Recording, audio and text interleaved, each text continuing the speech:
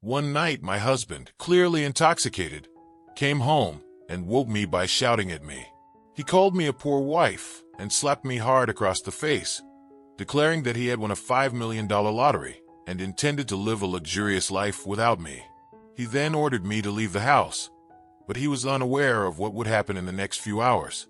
My name is Amelia, and I'm a kindergarten teacher living on the outskirts of Portland. I'm in my early 30s, and for the past 6 years, I've been married to Daniel. When I first met him, I thought he was charming and ambitious. He worked hard, and I admired his dedication. Over time, though, things began to change in ways I never expected. At first, our marriage felt like a dream. We had the kind of love that made me believe we could conquer the world together. Daniel often praised my work, saying that teaching was a noble profession, and I felt proud to be shaping young minds. But as the months turned into years, his admiration faded, replaced by a growing obsession with money and success. About 6 months ago, I started noticing a shift in Daniel's behavior. He became distant and rude, often belittling my job. "You're just playing with kids all day," he would say, rolling his eyes. "It's not real work." His words stung more than I could express, especially since we were earning almost the same salary. I tried to brush it off, convincing myself that he was just stressed from work. But deep down, I knew something was wrong. We had always talked about having children, but Daniel began to shut down that conversation, claiming that kids were a financial burden. "We can barely pay the mortgage as it is, Amelia," he would argue. "Don't even think about bringing a child into this mess." Each time he dismissed my dreams, I felt my heart sink. I loved children and wanted to share that love with my own, but with Daniel's relentless negativity, it felt like an impossible dream. One particularly cold night, everything changed. I had been asleep for a few hours when I woke up to the sound of Daniel shouting. The clock on the wall read 2 a.m. My heart raced as I tried to comprehend what was happening. He was standing in the living room, his face flushed, clearly intoxicated. "Wake up, Amelia. You need to hear this," he yelled, his words slurring together. I stumbled out of bed, still groggy from sleep. "What's going on?" I asked, my voice trembling slightly. "I don't want you as my wife anymore," he spat, anger radiating off him like heat from a fire. "You're just a poor wife who can't even contribute anything meaningful to this family. I've won $5 million in the lottery, and I'm leaving you to enjoy a luxurious life without you." I stood there, shocked and confused, my mind racing, struggling to process the words spilling from his mouth. "What, you won the lottery?" I managed to stammer. "Yeah, and you can't even imagine what I'm going to do with it," he continued, a cruel smile creeping onto his face. "I'm going to travel, buy a mansion, and live the life I deserve. You're just a weight I don't need anymore." My heart shattered as I took in his words. I had always supported him, always believed in us. And here he was, throwing it all away without a second thought. "Daniel, please, let's talk about this. We can work things out," I pleaded, desperation creeping into my voice. But before I could say anything more, he took a step closer and slapped me hard across the face. The shock of it knocked me back, and I stumbled into the wall, pain exploding on my cheek. "Get out," he yelled, pointing toward the door. "You're not welcome here anymore." Tears filled my eyes as I realized the man I loved had become someone I barely recognized.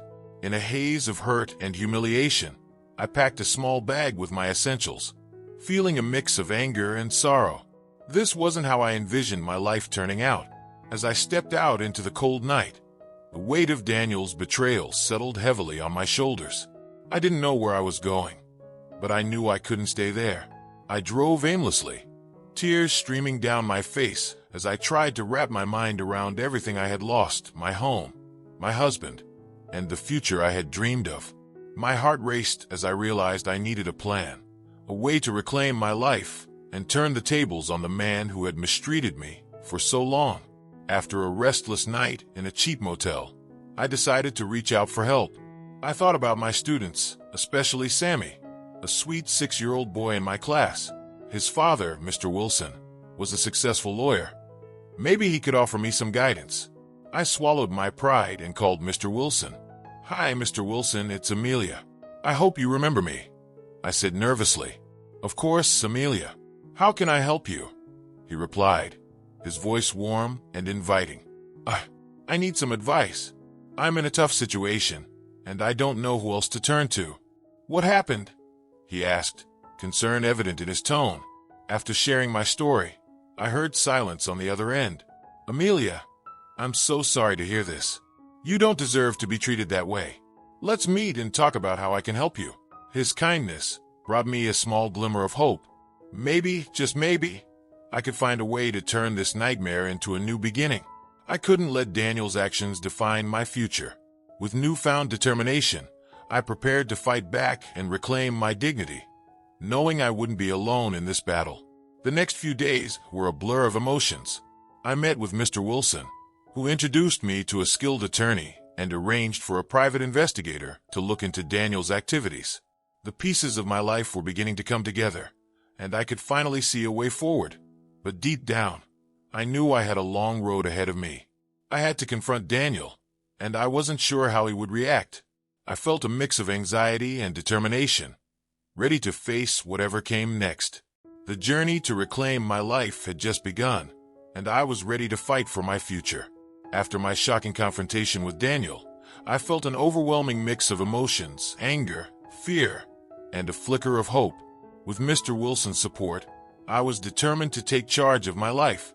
I had begun to make plans to file for divorce and was ready to gather the evidence I needed to confront Daniel properly. The next few weeks were a whirlwind of activity.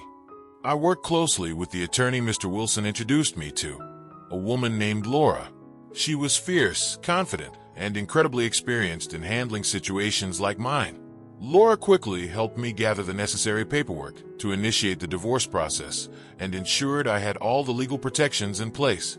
I was scared of what Daniel might do when he found out about my plans, but Laura reassured me that we would handle everything cautiously and strategically.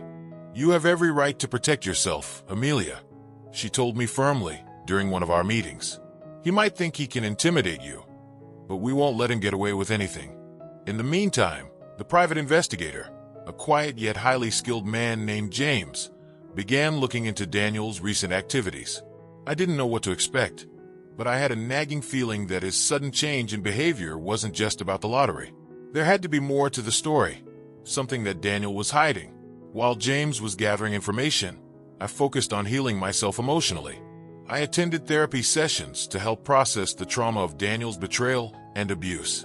The therapist, a kind woman named Dr. Moore, guided me through the pain, helping me rebuild my self-esteem and rediscover my inner strength. As the days went by, I found solace in the little things, going for long walks in the park, spending time with friends, and throwing myself into my work with the children. It wasn't easy, but each day, I felt a little stronger. The weight of Daniel's cruelty was slowly lifting from my shoulders, and I began to see a future where I could be happy again. One afternoon, about 3 weeks after I had left Daniel, James called with an update. "Amelia, we need to meet. I've uncovered some important information," he said, his tone serious. My heart raced. What had he found? We arranged to meet at Mr. Wilson's office the next morning. As I sat across from James and Laura, I braced myself for whatever was coming.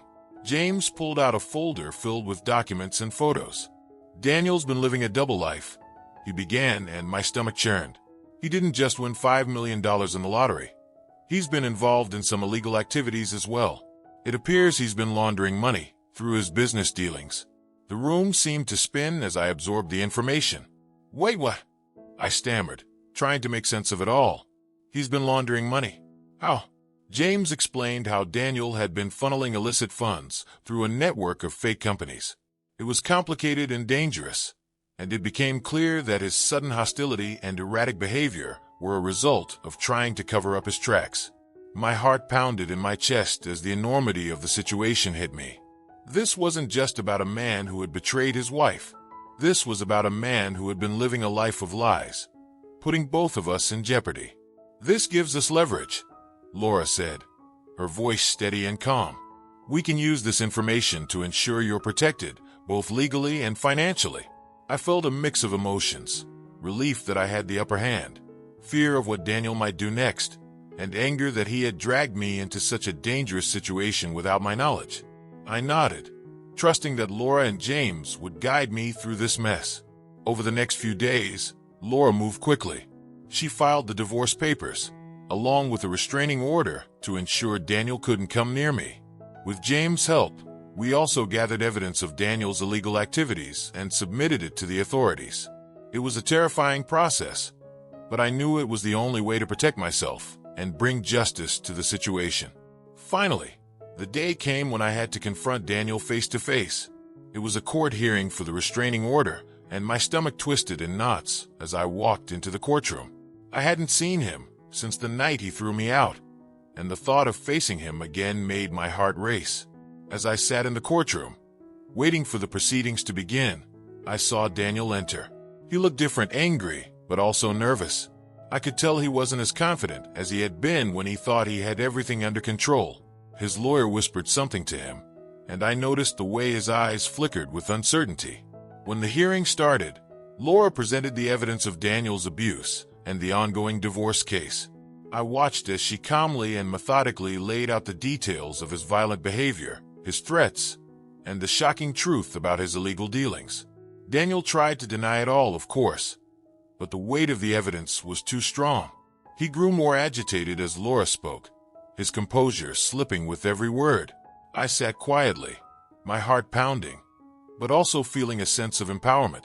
I wasn't the same terrified woman he had tried to bully and control. I was stronger now, with a support system that wouldn't let him get away with his lies. In the end, the judge granted the restraining order, and Daniel was warned to stay away from me. It was a small victory, but it felt monumental. I knew there was still a long road ahead, especially with the divorce and the criminal investigation into Daniel's illegal activities.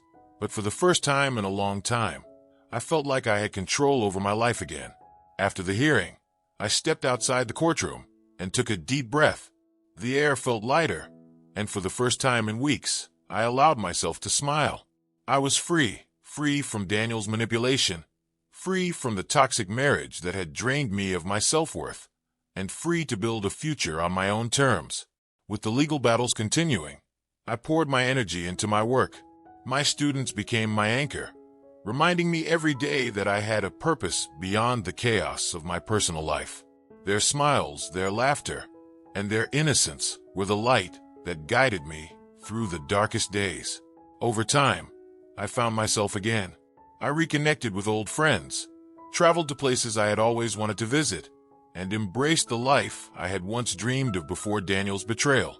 It wasn't easy. There were moments of doubt, fear, and sadness. But with every step forward, I became stronger.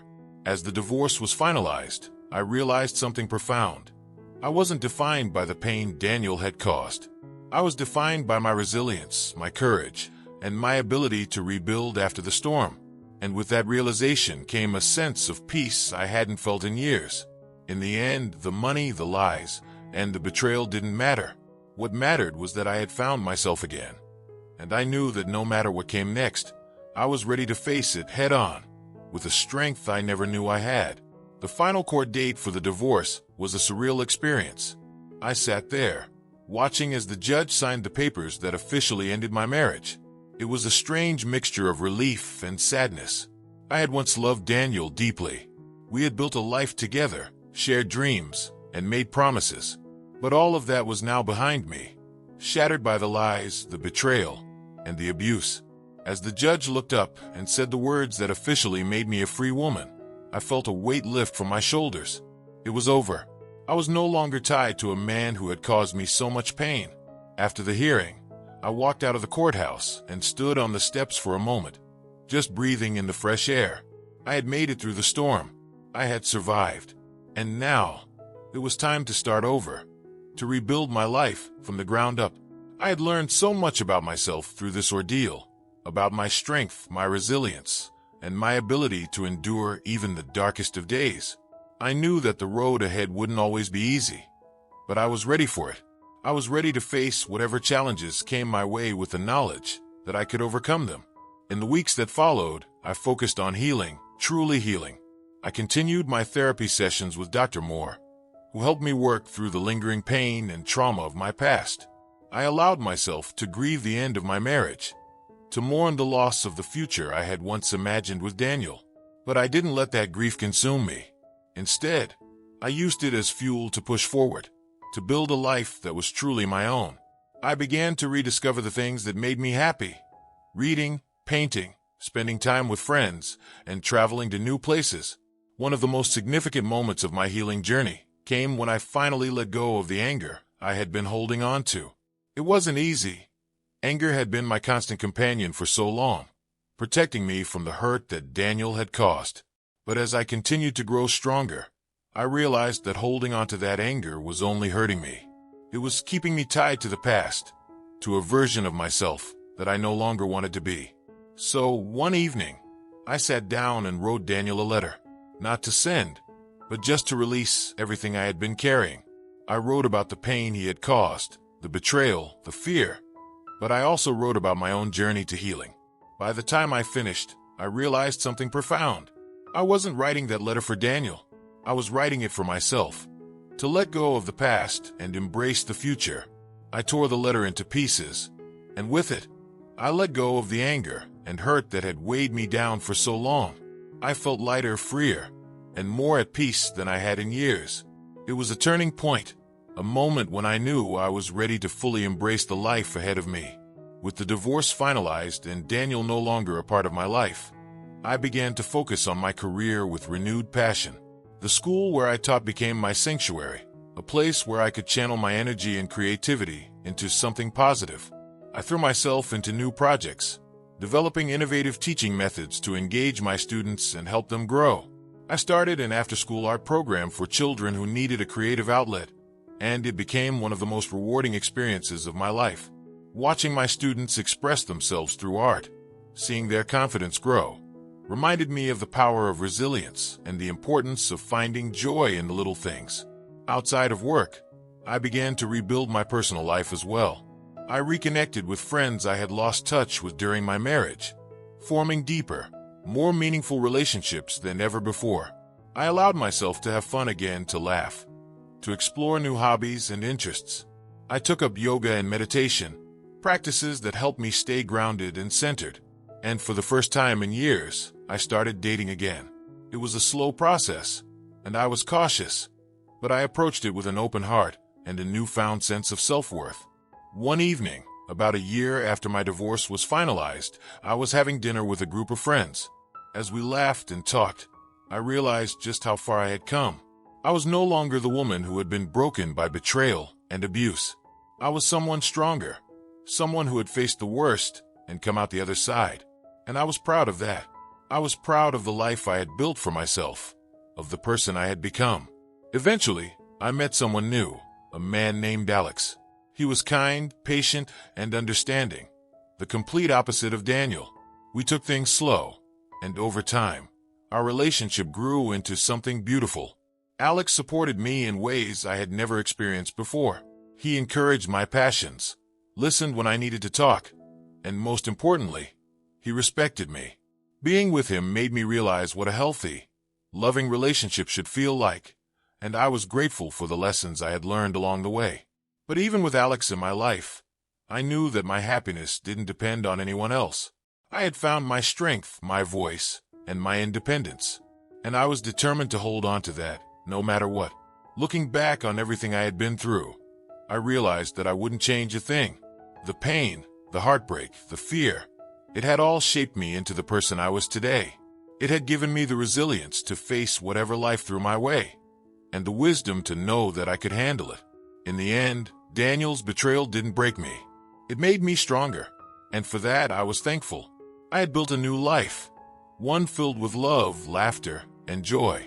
And no matter what challenges lay ahead, I knew that I would face them with courage and grace, because I had already survived the storm, and now the sun was shining again.